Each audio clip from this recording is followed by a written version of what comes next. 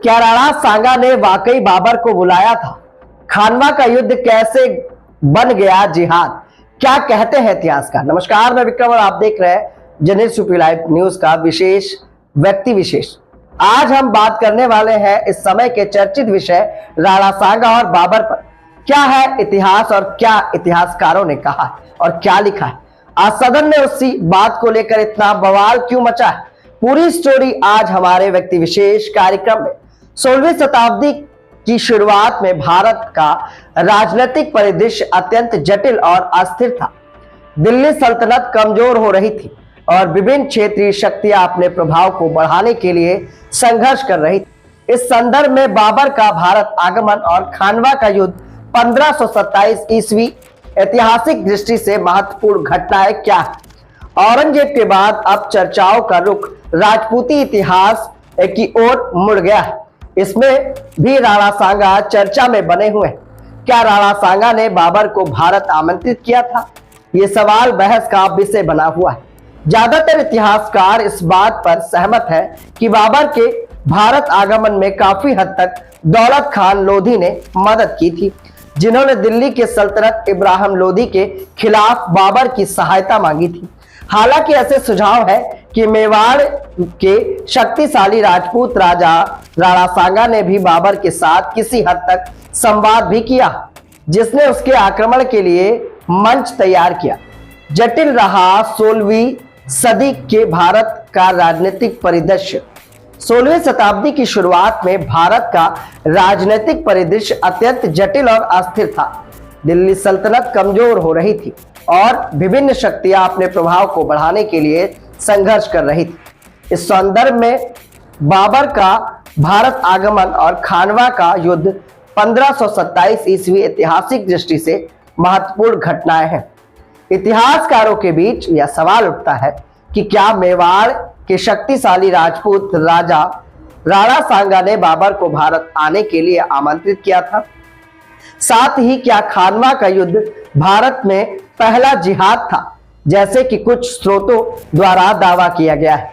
बाबर का भारत आगमन, दौलत खान लोधी की भूमिका।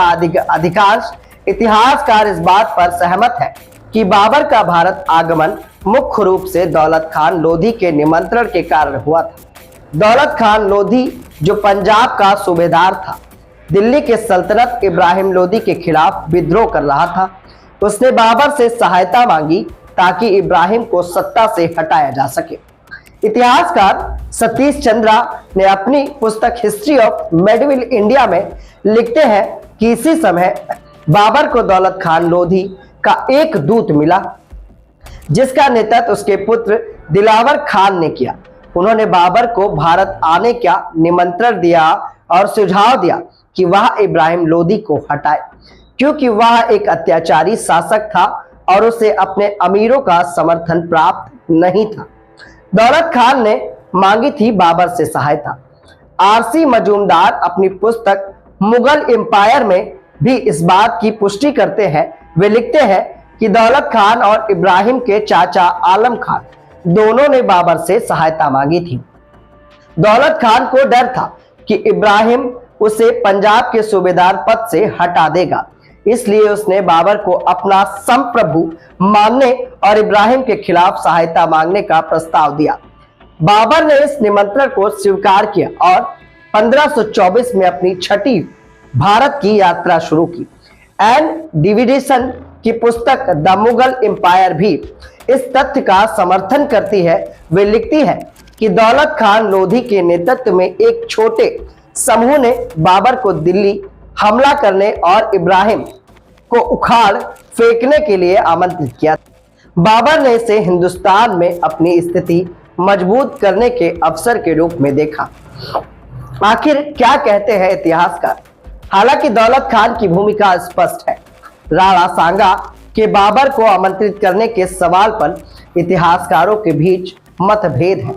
राणा सांगा मेवाड़ के एक शक्तिशाली राजपूत राजा थे, जिसने विभिन्न राजपूत गुटों को एकजुट कर दिल्ली के मुस्लिम शासकों के खिलाफ एक मजबूत मोर्चा खड़ा किया। कुछ इतिहासकारों का मानना है कि राणा सांगा ने बाबर के साथ अप्रत्यक्ष रूप से संपर्क किया हो सकता है।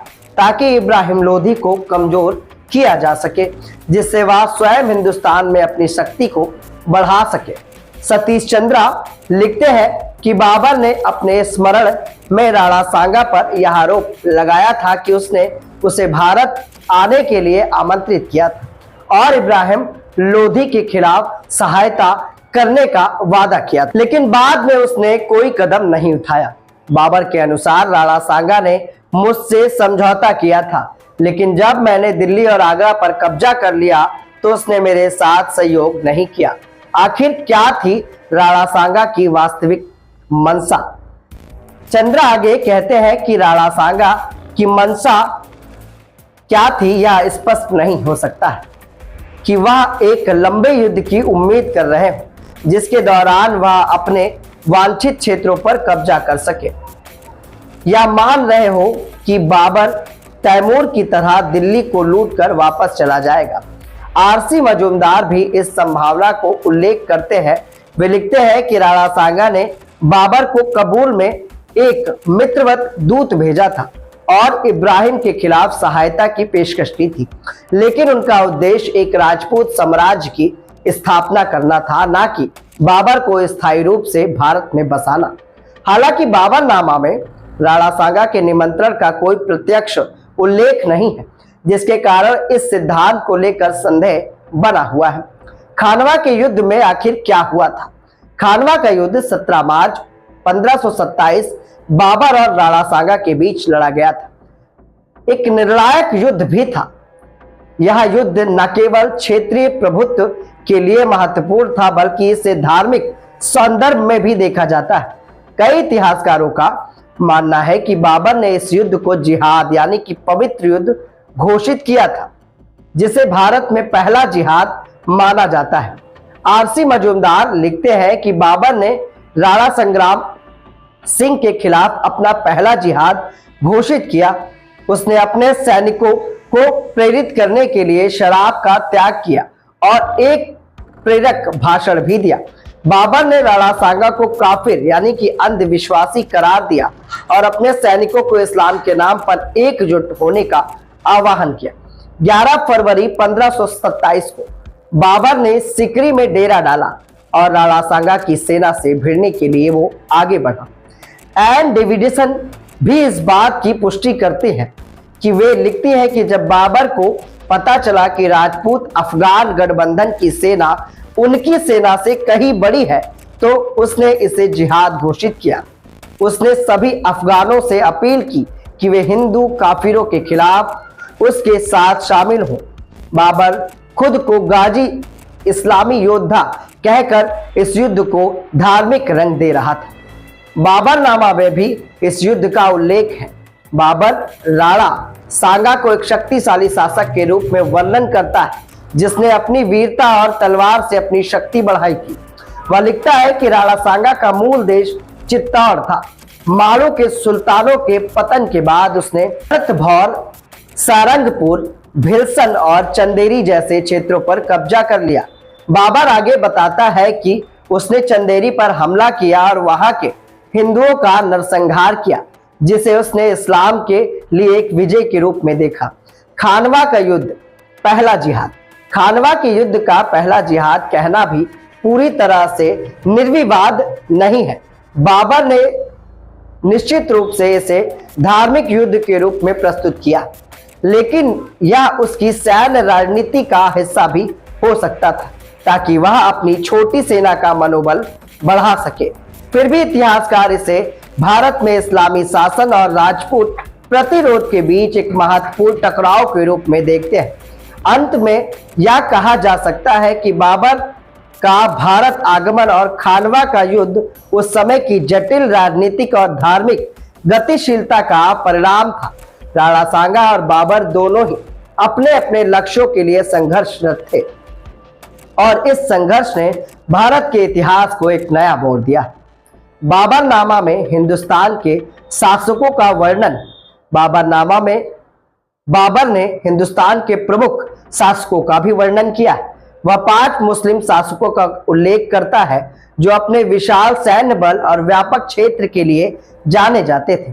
इसके बाद वह पैगन अर्थात गैर मुस्लिम या हिंदू शासकों की भी चर्चा करता है, जिनमें वह विजयनगर के राजा का सबसे बड़ा बताता है। इसके बाद वह राणा सांगा का उल्लेख करता है, जिन्हें वह अपने समय का एक महान और प्रभावशाली राजा मानता है। बाबर लिखता है कि दूसरे राजा राणा सांगा थे, जो इन दिनों अपनी वीरता और तलवार के दम पर महान बन गए थे। उनका मूल देश चित्तौड़ था। मांडो सुल्तानों की सत्ता से पतन के बाद उन्होंने आश्रित क्षेत्रों जैसे कि रणतनपुर, सारंगपुर, भिलसार और चंदेरी पर अधिकार कर लिया। यहाँ बाबर राणा सांगा की शक्ति और प्रभाव को स्वीकार करता है। राणा सांगा ने मांडू के सुल्तान की कमजोरी का लाभ उठाकर अपने साम्राज्य का विस्तार किया था। उनकी वीरता और सैन्य कौशल ने उन्हें राजपूतों के बीच एक सम्मानित नेता बनाया था। बाबर का यह विवरण दर्शाता है कि वह राणा सांगा को एक योग्य प्रतिद्वंदी के रूप में भी देखता था। चंदेरी का युद्ध और परिणाम। बाबरनामा में आगे चंदेरी के युद्ध का उल्लेख है, जो 934 हिजरी 1528 ईस्वी में लड़ा गया था। यह युद्ध राणा सांगा के प्रभाव क्षेत्र में हुआ। हालांकि इस समय तक राणा सांगा खानवा के युद्ध 1527 ईस्वी में हार चुके थे और उनकी शक्ति कमजोर हो चुकी थी। बाबर लिखता है, चांद्री पर 934 हिजरी 1528 ईस्वी में आक्रमण किया और ईश्वर की कृपा से कुछ ही समय में उसे अपने अधीन कर लिया। इसमें राणा सांगा के महान और विश्वसनीय व्यक्ति मिदनी थे। हमने इसमें मूर्ति पूजकों का व्यापक नरसंहार किया, जैसे कि वर्णित किया जाएगा। जो कई वर्षों से शत्रुता का भवन था, उसे इस्लाम भवन बना दिया गया। उम्मीद है राणा सांगा और बाबरनामा पर यह स्टोरी आपको पसंद आई होगी। हम इसकी पुष्टि किसी भी तरह से नहीं करते हैं। कमेंट बॉक्स में अपनी अमूल्य राय जरूर